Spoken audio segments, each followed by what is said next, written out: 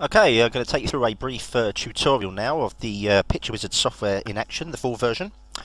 Okay, so let's begin. Right, by default the program starts in the advert section. That's because it's the first category in alphabetical order that it picks up. And all we have to do is roll the mouse over the boxes and your picture round is generated. You're not happy with any image, simply left click. Okay, one of the most important keys in the program is the options screen. You can get to this by pressing the O key, and it will list the database and all its categories. It will tell you how many pictures there are in the database. At present there's 150, and various other options, one of which is the title. So we might want to edit this, my picture round, and that will set the title here. You can move it around by pressing F12, and we can set it back to the options screen. We can modify its width and its height. We can also modify its colours with these RGB sliders. So at the moment I think we'll have a purple one. Okay. You can toggle the title on and off by pressing the T key, or you can do it from the options screen here. If the banners are getting on your nerves, the Quizmaster's banners here, they can be turned off by clicking this feature here. And if you press the A key, that will bring up the About screen. It will give you some credits, and it will tell you what the hotkeys are. Okay, so if we were to clear the screen by pressing C, we could start a new round. Let's say, for example, women.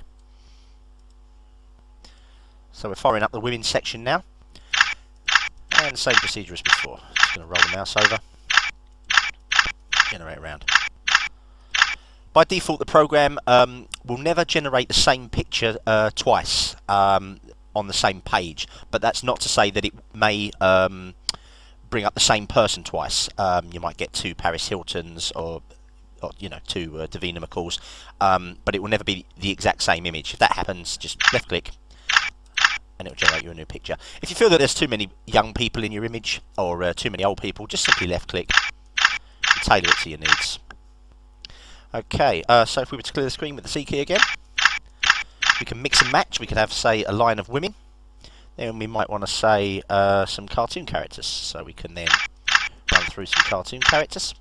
And then something even more diverse. Let's try, say, footballers. And we can have some footballers along the bottom. Okay, if we press the I key, that will bring up the info screen. It will tell you how many categories there are in the database, what the current category is, which is obviously footballers, and the number of pictures in that category, which is 241. It will tell you that the picture here is Lisa Simpson, because that was where the mouse was when the I key was pressed. Remember, we've mixed and matched. And here it will tell you what the answers are to all the slots in your round. Okay, if we were to clear again and just fill the screen but leave some boxes empty and go back to the I key, it will highlight these in red just to tell you that the round isn't yet complete. And then obviously if we were to fill these boxes, it will be happy. Okay, if we were to go back to those cartoon characters just briefly, clear the screen again, C key, just plonk a few down here. If you press the X and Y keys, these will flip the images. So X key, flip any of the images. And obviously the Y key will do the same, although I don't know why you'd want to turn a bunny rabbit upside down, but there you go. Okay, the Tab key toggles through various templates. Have a rectangular template here, larger boxes with blue text here, larger boxes with red text here, and really, really large boxes here. These are generally intended for very young children or for the elderly or people with poor eyesight. Okay, so if we were to tab back to the rectangular template, also if you notice that there's only 12 boxes in this particular template, if you go back to the I key, it will reflect this and not bring up 15 as it was before. It will obviously say 12. If we were in this template here, which only has 8, only 8 will be listed and so on.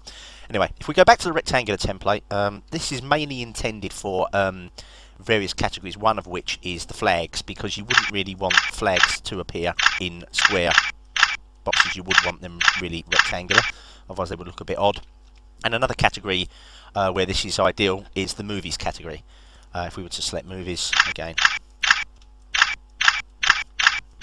much better suited to rectangular boxes. If we place them tab, tab, tab into the square boxes, sometimes, depending on the image, they appear a little scrunched, and much better suited to a different template.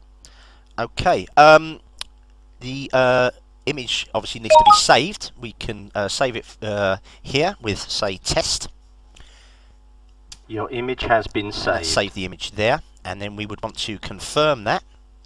So let's browse our drive for the image called test, and there it is. It's the image that the program generated for you. And also you'd want to know your answers. It also generates a quick text file, and there's your answers.